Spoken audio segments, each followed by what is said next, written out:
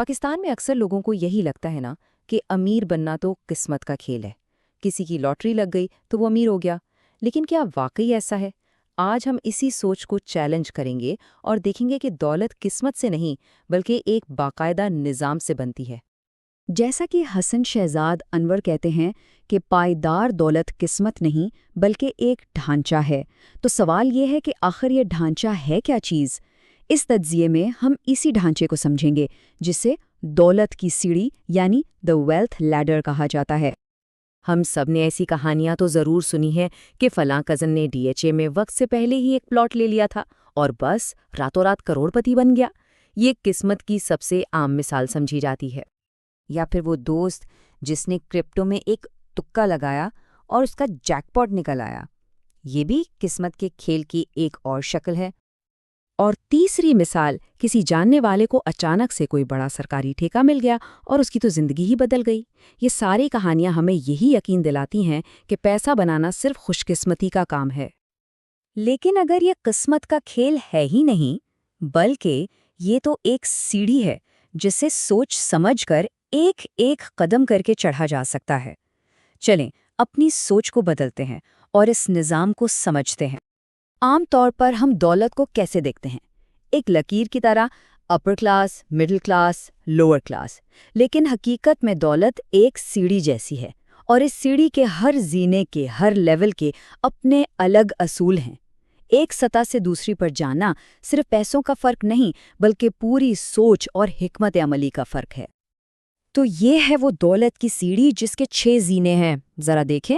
پہلا زینہ ہے بقا کا، جہاں تنخواہ مہینے سے پہلے ہی اڑ جاتی ہے. اور سب سے اوپر چھٹا زینہ ہے میراث کا، جہاں انسان اس قابل ہو جاتا ہے کہ وہ دوسروں کی زندگیوں میں بہتری لا سکے. یہ سیڑھی ہمارے آج کے تجزیے کا روڈ میپ ہے. اب بات کرتے ہیں اس سفر کے سب سے شروعاتی اور سب سے اہم قدموں کی، جہاں سے اصل رفتار بنتی ہے. پہلا لیول ہے سروائیول موڈ. اس کا سیدھا سا مقصد ہے اس چکر سے نکلنا جہاں ہر مہینے تنخواہ کا انتظار کرنا پڑتا ہے. سب سے بڑا چیلنج یہاں یہی ہوتا ہے کہ مہینہ ختم نہیں ہوتا لیکن پیسے ختم ہو جاتے ہیں. اس لیول سے نکلنے کے لیے 4 سیدھے سادے کام کرنے ہیں. پہلا، 90 دن تک اپنے ہر 1 روپے کا حساب رکھیں. پتہ تو چلے کہ پیسہ جا کہاں رہا ہے. دوسرا، 20 سے 50 ہزار روپے کا ایک چھوٹا سا ایمرجنسی فنڈ بنائیں. تیسرا، آمدنی بڑھانے کے لیے کوئی نئی سکل سیکھیں. اور چوتھی اور سب سے ضروری بات، جوئے، سٹے بازی اور شارٹ کٹ سے بالکل دور رہیں، کیونکہ یہ چیزیں واپس لیول 1 پر لا کر پھینک دیتی ہیں. جب پہلے لیول سے نکل آتے ہیں تو آگے ہے لیول 2 اسٹیبلٹی موڈ. یہاں آ کر پہلی بار سکون کا سانس ملتا ہے. گروسری فریڈم ملتی ہے، یعنی گھر کے روزمرہ کے خرچوں کی فکر نہیں رہتی. اس لیول پر اپنی پوزیشن کو مضبوط کرنے کے لیے ایک الگ سیونگز اکاؤنٹ یا میوچول فنڈ میں پیسہ رکھیں. اپنی آمدنی کا کم از کم 10% خودکار طریقے سے سیو کرنے کا سسٹم بنا لیں. ہیلتھ انشورنس ضرور لیں تاکہ کوئی ایک میڈیکل ایمرجنسی آپ کی ساری محنت پر پانی نہ پھیر دے. اور آخر میں تمام چھوٹے موٹے قرضے ختم کر دیں. اس سٹیج پر پہنچنے کی ایک نشانی یہ ہے کہ نیٹ ورتھ یعنی کل مالیت تقریباً 10 سے 20 لاکھ روپے تک ہو جاتی ہے. یہ ایک بہت بڑا سنگ میل ہے.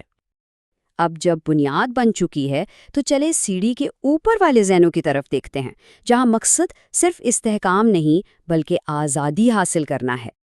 لیول 4، 5 اور 6 پر حکمت عملی بالکل بدل جاتی ہے. اب فوکس پیسہ بچانے سے زیادہ پیسے سے پیسہ بنانے پر ہوتا ہے. لیول 4 پر اپنے اثاثوں کو اسٹاک مارکیٹ، پراپرٹی اور یہاں تک کہ بیرون ملک سرمایہ کاری میں پھیلایا جاتا ہے. لیول 5 پر اس اصول کے ساتھ بڑے اثاثے بنائے جاتے ہیں کہ پراپرٹی آپ کی کل مالیت کا 40% سے زیادہ نہ ہو تاکہ سارا پیسہ ایک جگہ بلاک نہ ہو جائے. اور آخر میں لیول 6 پر اب فوکس صرف اپنے لیے نہیں رہتا بلکہ اپنی دولت کو معاشرے کی بھلائی کے لیے اور اگلی نسل کو ذمہ داری سکھانے کے لیے استعمال کیا جاتا ہے.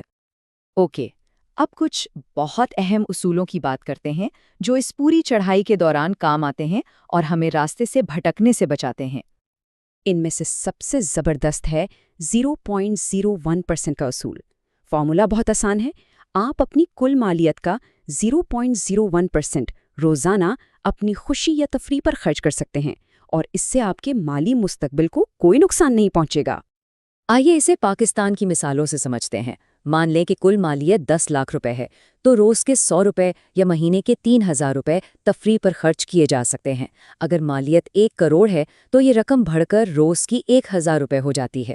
یہ اصول آپ کو نظم و ضبط میں رکھتے ہوئے فضول خرچی سے بچاتا ہے۔ یہ اصول ہمیں 2 قسم کے خرچوں میں فرق کرنا سکھاتا ہے۔ ایک ہے ایگو سپینڈنگ، دکھاوے کا خرچہ۔ یہ خرچہ چیخ چیخ کر کہتا ہے، دیکھو میں کتنا کامیاب ہوں، جیسے قرض لے کر فارچونر نکلوانا۔ اور دوسرا ہے ریئل سپینڈنگ، اصل خرچہ۔ یہ خاموشی سے کہتا ہے، میں آزاد ہوں، جیسے کیش پر اپنی حیثیت کے مطابق کرولا لے لینا۔ تو چلیے اب دیکھتے ہیں کہ اس سب کو اصل زندگی میں کیسے اپلائی کرنا ہے اور یہ سفر کیسے شروع کرنا ہے۔ یہ ہے آپ کا ایکشن روڈ میپ۔ نمبر 1، اپنی نیٹ ورتھ کیلکولیٹ کریں تاکہ پتہ چلے آپ سیڑھی کے کس زینے پر ہیں۔ نمبر 2، اپنے خرچ کو کنٹرول کرنے کے لیے 0.01% کا اصول اپنائیں۔ نمبر 3، اپنی بچت اور سرمایہ کاری کو خودکار بنائیں۔ اپنے لیول کے مطابق سرمایہ کاری کا انتخاب کریں اور ہر 6 مہینے بعد اپنی مالیت کا دوبارہ جائزہ لیں۔ اور سب سے اہم، اپنی صحت اور فوکس کو ہر چیز سے زیادہ اہمیت دیں، کیونکہ ان کے بغیر پیسہ صرف کاغذ ہے۔ کیونکہ جب انسان اس سیڑھی کی چوٹی پر پہنچتا ہے نا، تو سوال یہ نہیں ہوتا کہ کتنا ہے، سوال یہ ہوتا ہے کہ یہ سب کس لیے ہے۔ اور ہمیشہ یاد رکھیں، جس سیڑھی پر آج چڑھا جا رہا ہے، ہو سکتا ہے کل وہ کسی اور کے لیے ایک پل بن جائے۔ یہ مالی آزادی صرف ذاتی نہیں بلکہ خاندان، معاشرے اور ملک کی مضبوطی کا باعث بن سکتی ہے۔